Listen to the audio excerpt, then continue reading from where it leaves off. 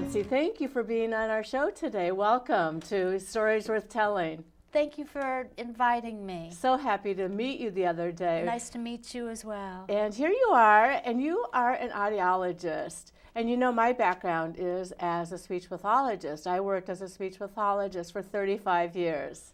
Oh, I was so excited to meet you. I always like working with speech pathologists. Well, we have a lot in common. I remember as a student studying speech pathology that the hearing part was the most interesting part. And here we have, this is like a topical map, right? Where it has all of the dips and valleys of the ear and shows all the labyrinths and what the ear looks like. We just think of the outside, the outer ear, the pinna. Pinna, right, correct. The pinna, right? But then there's the ear canal and all these other parts of it. So this is your expert information, knowledge that you have studied and have worked with your whole life.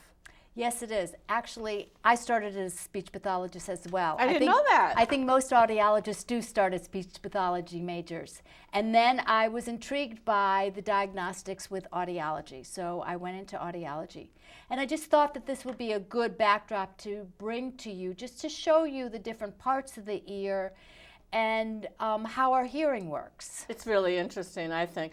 Let's back up a little bit. So an audiologist, typically, like I've known audiologists to be in schools, hospitals, clinics, doctors' offices sometimes. Where else do audiologists work?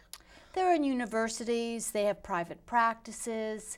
Audiologists are trained in evaluating conditions and diseases of the ear and vestibular system, and in rehab therapies for improving hearing and balance. And tell me, what's the vestibular system? The vestibular system is your balance system. I don't think people realize that our balance is in our inner ear, and that's part of our whole ear system. And so one of the very important things I ask people when I first meet them is, how's your balance? Because that gives us an indication. We use our hearing for our balance. So if you get dizzy and lose your balance, then that might be an indication that you have an ear infection and possibly a hearing loss. Correct. There's different kinds of disorders of the vestibular system, and which can result in hearing loss. Okay, so you're in concierge. That means, what's concierge? Concierge is a fancy term for we come to you. We make wow. house calls. We started the return of the house call. Love that. I have a unique background in audiology. I had worked for manufacturers for many years, and I decided to retire. And when I retired, I started helping my mother's friends. She was like my inspiration. Aww. My mom was in her 90s, and she had very significant hearing loss. And I made sure she heard everything. Nobody knew she was hearing impaired because she wore state-of-the-art hearing aids.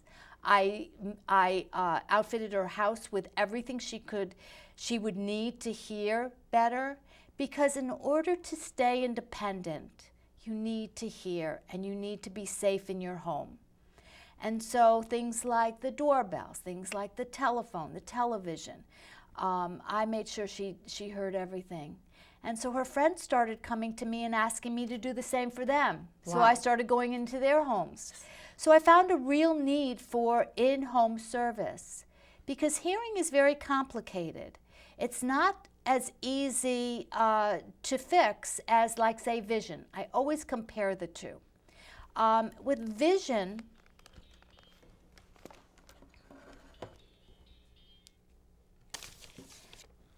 Well, I remember one time, though, I mean, vision is really important, too. I remember one time getting my eyes checked, and I just went to a local mall, and it turned out they had flipped my prescription. It was upside down.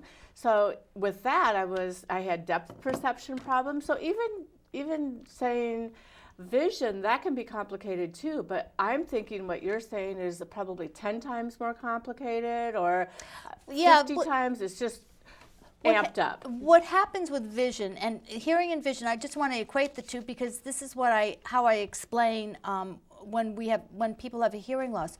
With vision, it's like suddenly, as we age, we start to lose the clarity of vision. It's like we can still see, but we don't see clearly anymore.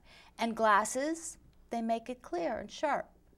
With hearing, the same thing starts to happen as we get older for many different reasons, whether it's genetics, whether it's just the process of aging or being exposed to loud noise. For many different reasons, we start to lose that clarity in our hearing. It's not like we can't hear, we can still hear, but we lose the ability to hear clearly.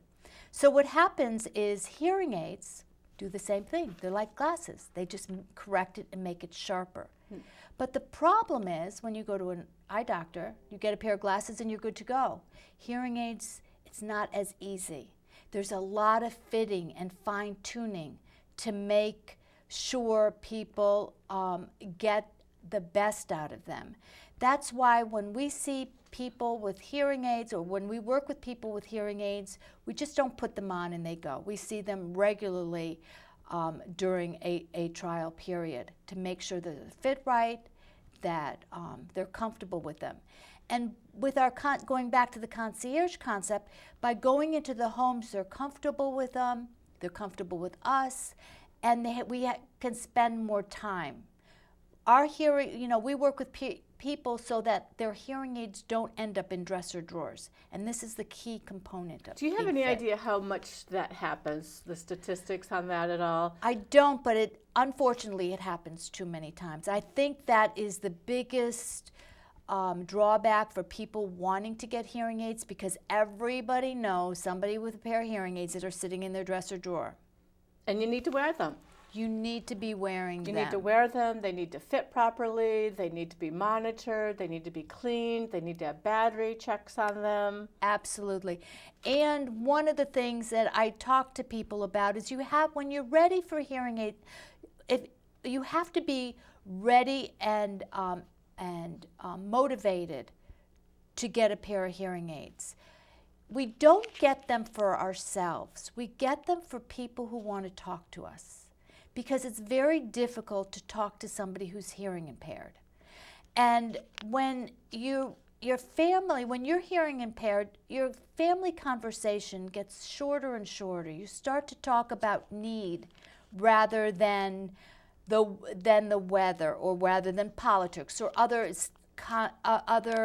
topics, because it's so hard for somebody to talk to you, because it's tiring to repeat themselves. Right, and they have to repeat themselves, and they have to ask, what did you say? What did you say? And then they learn some speech reading, perhaps, the lip reading, trying to figure out what did she say, what's the context of it. It's kind of a game of cryptology or something, where you're decoding messages rather than just having a one-on-one spontaneous conversation that could be a lovely and enjoyable experience. It's exhausting. It's absolutely exhausting to try to hear.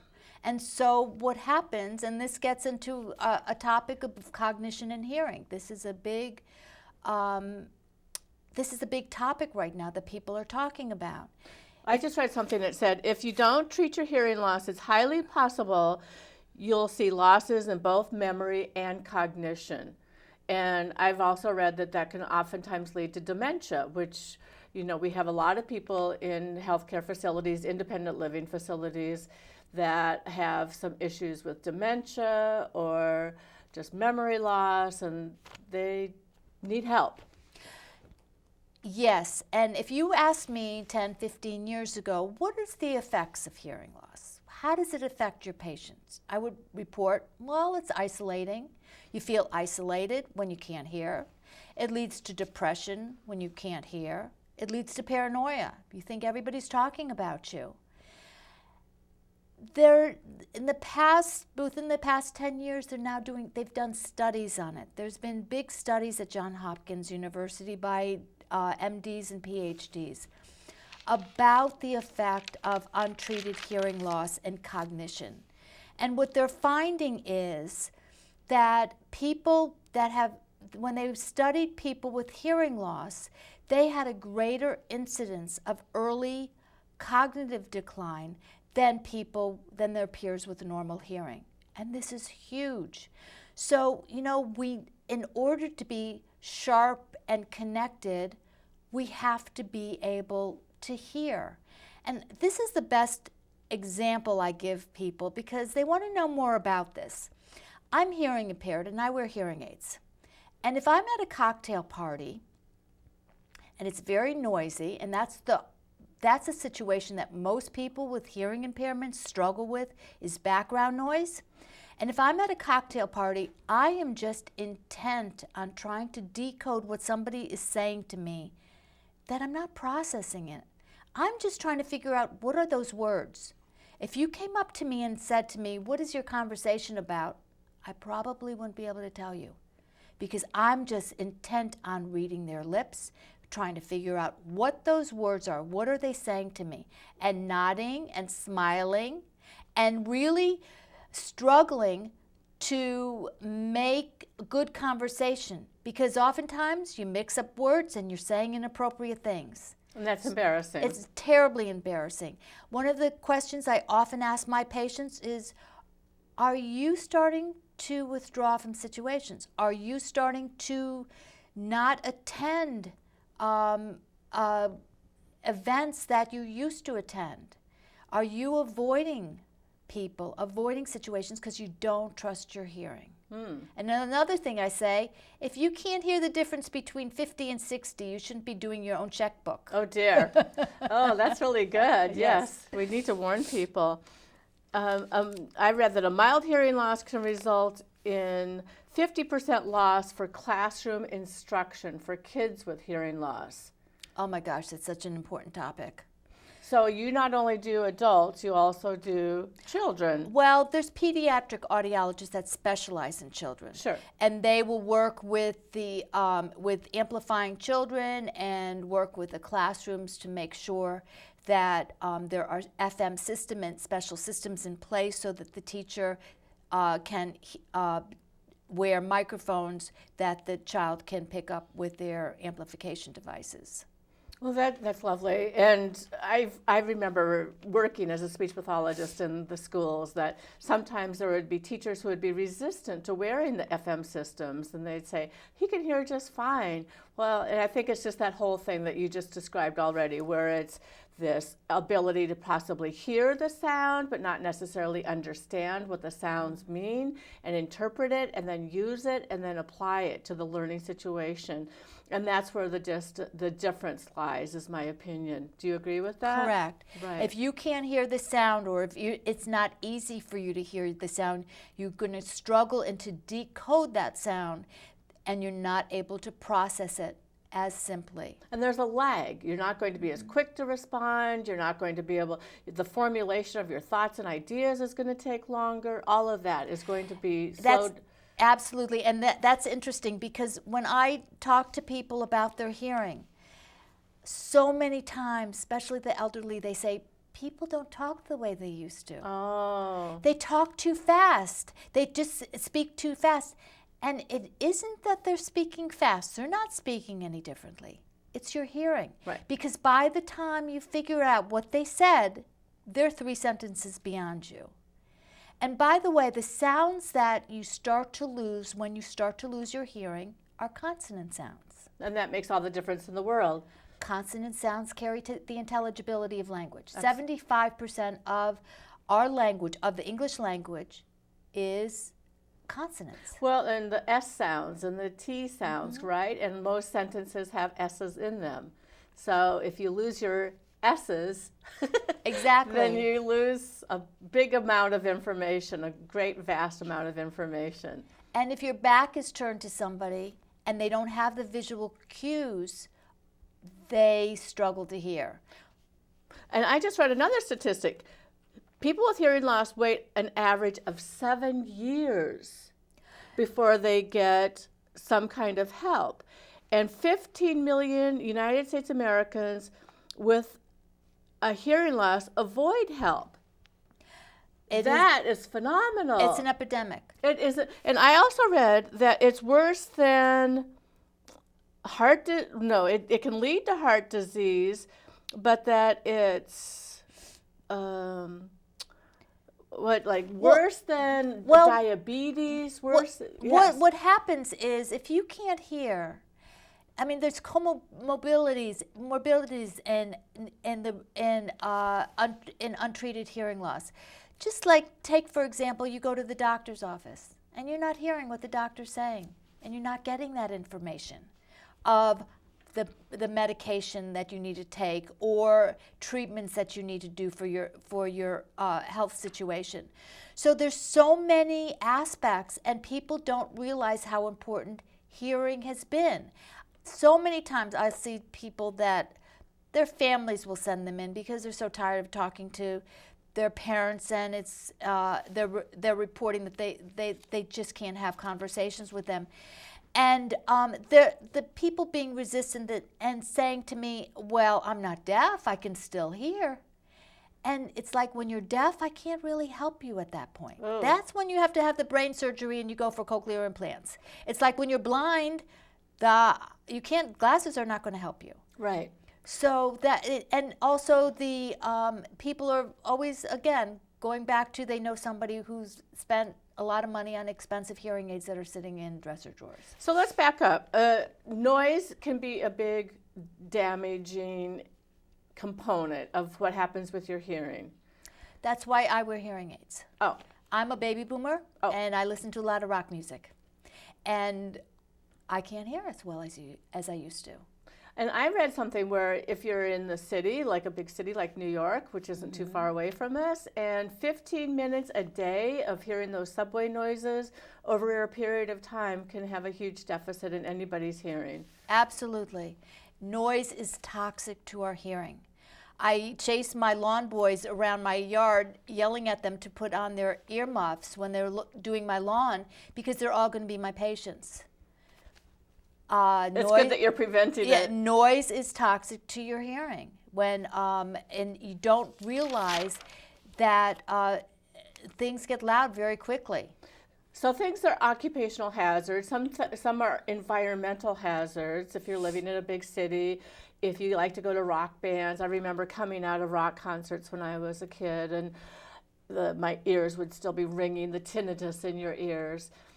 And I'm also thinking about veterans. When veterans come back from war, I read that 60% of them, especially if they served in Iraq or Iran, Afghanistan, that they oftentimes have a hearing loss. Absolutely. And also what they suffer with is tinnitus. And that's good that you brought tinnitus up, because this is a very important issue to discuss.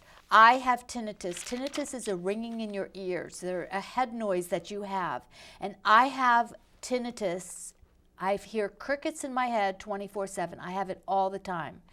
The reason for tinnitus is kind of like the phantom limb theory. It's like people who have had their limbs removed, they report sensations. They report feeling the sensations. And tinnitus is, there's nerve damage. It's often an indication of a hearing loss. So is it indication of nerve damage as well? Of nerve damage, of nerve damage of hearing loss. And your brain is making these sounds. Brain is making these noises in your head. Are there points when it is retrievable, where you don't have the tinnitus and the hearing comes back, or? Well, it's not just no, if you have nerve damage, the hearing's not going to come back. Tinnitus can be managed, but going back to the veterans, they suffer, so many of them suffer from this tinnitus, from the explosions in the wars. And tinnitus can be devastating to your life, where it's kind of like works on your limbic system, the fight or flight, and they hear the tinnitus and they get stressed and it gets louder. So there's treatments that we provide for tinnitus. There's no cure for it. Nothing's going to cure it. It's a matter of people learning how to live with it. And hearing aids are very effective in helping control and manage tinnitus. There's special treatments now in the new advanced technologies. Well, I'm glad to hear that. And there are free hearing screenings all over for people to be able to identify if they are having a hearing loss and if there is an issue and if they should get fitted, correct? Well, we go into a lot of the senior centers on the Shoreline area and provide hearing clinics We do it in the senior centers, retirement communities in Connecticut, and we also go into New York as well. And so we evaluate hearing, and we show people how they're supposed to hear. And I want to talk a little about that because you know how you go to the eye doctor and he puts on these lenses and you look through these lenses, it's, oh my gosh. Is it I'm supposed to A or B? Or... And I'm supposed to be seeing like this. I forgot how I was supposed to be seeing because it's kind of insidious. It happens over a long period of time. So you're not even aware that it's happening, but it starts to develop and then... Exactly. And so that when we identify somebody who has a hearing problem, we actually, during our hearing clinics, will actually put on a pair of hearing aids to show them, this is really how you're supposed to be hearing. That's huge. It is. You don't even realize it. You don't realize the sounds that you've been missing until you hear them again. Of course. And you have some hearing aids. Do you want to show us? Yes, hearing aids have come a long way. The technology has just absolutely exploded. You know, I've been in this profession for quite some time. I used to work for American School for the Deaf, and in those days the kids had the big body aids with the big transistors. I mean, they looked like big transistor radios. Right, right. And now, you know, they've just gotten smaller and smaller, and they're digitized, and they're just high-tech. They can do so much. But the quality varies. The quality varies, yes, in the levels of technology. You can get from very high-end, with high-resolution hearing aids to hearing aids that are just very basic for somebody who is just has a very quiet lifestyle. So when we work with people, we really evaluate their lifestyle, how active they are, but they're getting more reliable. They're able to do so much more. They have the connectivity with Bluetooth. It's like having small computers on the back of your ears. Exactly. Yeah. And that, do you want to show? Can you put these up? And I mean, they're even getting sexy with all of the different... Maybe hold them in front of you and then, yeah. Which one is your favorite? It's almost like picking my mother had pink ones. My mother had hot pink ones. She was a hot She babe, was a I can hot tell. ticket, yes. But they've gotten sexy, but you don't even see them. I mean, nobody knows where I wear hearing aids. No, you have this beautiful head of curly, beautiful hair. But even you know, you get them to match your hair color, or you get them to be a little cool. Yeah. It's just like when you have braces and you pick out the bands that make it pop. Like, hey, I think we should celebrate. Hey, I got hearing aids. Like, I can hear you now. Like, you don't have to repeat everything 10 times now. Right, right. Yeah, so I love that. And then we have this here. Maybe you want to pull this. I wanted to show this because there's all kinds of this equipment. is very important, and this is the best thing available. Now, you said that this is available for free with anybody who is identified as having a disability? Yes. This is a caption telephone system that is part of the American with Disability Act. This is a federally funded program. Anybody who has a hearing loss is eligible for this telephone. And the hearing loss is identified by either the audiologist or the ear, nose, and throat doctor. Or a hearing instrument specialist. Okay. So what happens is you need a landline phone and you need an internet connection. And as you speak, or as the caller who's... Okay, I'm going to call you, Nancy. I'm going to say, and then what happens? Your voice, everything you're saying is being translated, is being printed out on the screen. And the font can adjust. The font can adjust. For people with macular degeneration, with vision problems, they can make it larger or smaller as needed. They send in a technician to hook this up to your telephone system and to teach you how to use it. Also, what's very interesting is the loudness. This device will get quite loud, much louder than any kind of telephone that you can buy at Walmart or any of or online. So it gets quite loud. Another thing it does is if you have an answering machine, it's very difficult to hear people on an answering machine and to translate that, so it will print that all out. You can also save it. So there's so many different functions of this device. That's great. Thank you And for it's showing absolutely free. You do not pay. It's the best free thing you'll get from our government. That's lovely. So I get my hearing tested. We're going to decide if I have a hearing loss, if it's permanent or temporary. The first thing you're probably going to do is to send me to the ear, nose, and throat doctor to find out what I need to do, what the next treatment would be, right? Not necessarily. Oh. The ENT doctor I will send to you if I see an indication that there might be another issue. If there's an asymmetry, in other words, if one ear is better or worse than the other. I will. There are different parameters that I follow, and that's when I would send you to an ear, nose, and throat doctor. Or if I found that the hearing loss could possibly be corrected. I don't know. Maybe we need to just look a little. Do you want to pull this down in front of you? Or just to talk a little about the different parts of the ear. And we only have a couple of minutes left, so I think I'm going to need to invite you back if you'd be willing to come back on my show again. Oh, absolutely. I would we love only that have 3 opportunity. minutes left, and I want you to talk about this, and I want you to talk a little bit about current legislation. Okay. Very quickly, going back to 6th grade, there's 3 parts of your ear. Your outer ear, that's right here, your ear canal, your eardrum, the 3 little tiny bones in your middle ear, and your nerve. This is your nerve for hearing, and this is your nerve for balance. So there's 3 ways you could have a hearing loss. You can have a problem with conductions. The sound comes through here, and what happens, this is how your ear works. It vibrates the eardrum. These bones go into motion and go into your nerve. So these are the kinds of problems you could have. You can have a problem with it blocked. It's not conducting the sound. That's called a conductive hearing loss. The sound is not getting into your nerve. That's one problem.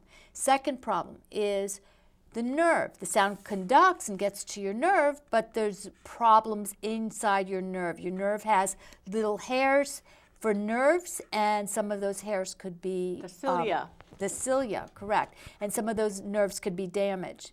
And the third kind of hearing loss is a combination of the two. You're having a problem with the conducting and the nerve. So that is the 3 kinds of hearing losses. Okay, very good. And we just have 1 minute left. So if you could talk a little bit about legislation. Oh, that's very exciting. A lot of things are happening. In 2017, the legislature approved over-the-counter hearing aids. We don't know what that's going to look like yet because it has not come to market. I'm a little nervous about that, to be honest with you. Well, I think it's a cautionary tale. It's a cautionary tale, exactly. First of all, I think it's going to get more people who need hearing aids to really start looking at being helped by hearing aids. And maybe more hearing testing, more screening going on. Maybe those kinds of things are going to start to happen. Hearing aids are not amplifiers. I just want to make this point. There is something on the market that you've always been able to get on the back of National Geographic or in the newspapers or magazines, and that's an amplifier. It's called a PSAP, a personal amplification device. That makes everything louder. And if you're hearing impaired, I'm sure you can relate to this. If you make your television louder, does it make it clearer? No, it doesn't. No. Sometimes it hurts. It hurts your ear. Exactly. Everything gets louder. When you have a hearing loss, you specifically need different sounds made louder. Well, and it's just been so nice to have you on the show. Thank you for coming today. Thank you so much. Thank you for being my guest. And please do come back. It was lovely. Thank you very much. Yes.